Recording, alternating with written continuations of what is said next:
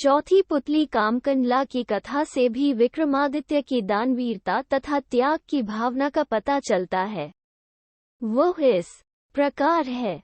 एक दिन राजा विक्रमादित्य दरबार को संबोधित कर रहे थे, तभी किसी ने सूचना दी कि एक ब्राह्मण उनसे मिलना चाहता है। विक्रमादित्य ने कहा कि ब्राह्मण को अंदर लाया जाए। जब ब्राह्मण उनसे मिला तो विक्रम ने उसके आने का प्रयोजन पूछा। ब्राह्मण ने कहा कि वो किसी दान की इच्छा से नहीं आया है, बल्कि उन्हें कुछ बतलाने आया है। उसने बतलाया कि मानसरोवर में सूर्योदय होते ही एक खंभा प्रकट होता है, जो सूर्य का प्रकाश ज्यों-ज्यों फैलता है ऊपर उठता चला जाता है, और जब सूर्य की गर्मी अपनी पराकाष्ठा पर होती है तो सूर्य को स्पर्श करता है। ज्यों-ज्यों सूर्य की गर्मी घटती है छोटा होता जाता है तथा सूर्यास्त होते ही जल में विलीन हो जाता है। विक्रम के मन में जिज्ञासा हुई कि ब्राह्मण का इससे अभिप्राय क्या है। ब्राह्मण उनकी जिज्ञासा को भांप गया और उसने बतलाया कि भगवान इंद्र का दूत बनकर वह आया है ताकि उनके आत्मविश्वास की रक्षा विक्रम कर सके। उसने कहा कि सूर्य देवता को घमंड है कि समुद्र देवता को छोड़कर पूरे ब्रह्मांड में कोई भी उनकी गर्मी को सहन नहीं कर सकता। देवराज इंद्र उनकी इस बात से सहमत नहीं है। उनका मानना है कि उनकी अनुकंपा प्राप्त मृत्युलोक का एक राजा सूर्य की गर्मी की परवाह न करके उनके निकट जा सकता है। वह राजा आप हैं। राजा विक्रमादित्य को अब सारी बात समझ में आ गई।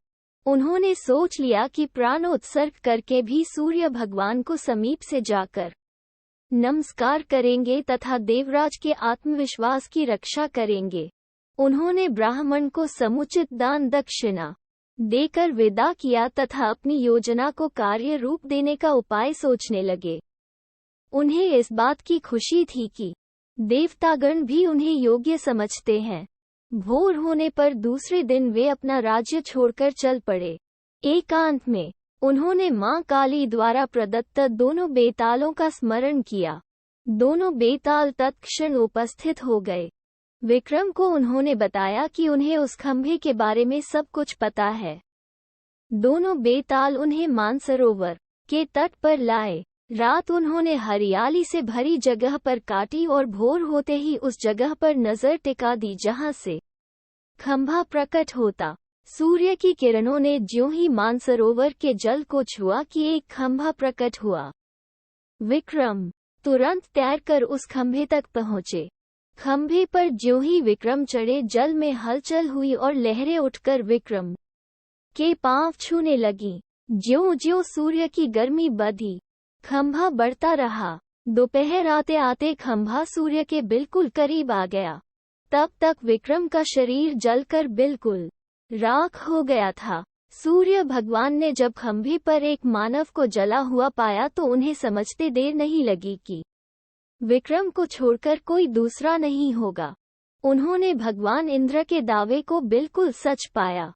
उन्होंने अमृत की बूंदों से विक्रम को जीवित किया तथा अपने स्वर्ण कुंडल उतारकर उन्हें भेंट कर दिए। उन कुंडलों की विशेषता थी कि कोई भी इच्छित वस्तु वे कभी भी प्रदान कर देते। सूर्य देव ने अपना रथ अस्ताचल की दिशा में बढ़ाया तो खंभा घटने लगा। सूर्यास्त होते ही खंभा पूरी तरह घट गया और विक्रम जल पर तैरने लगे।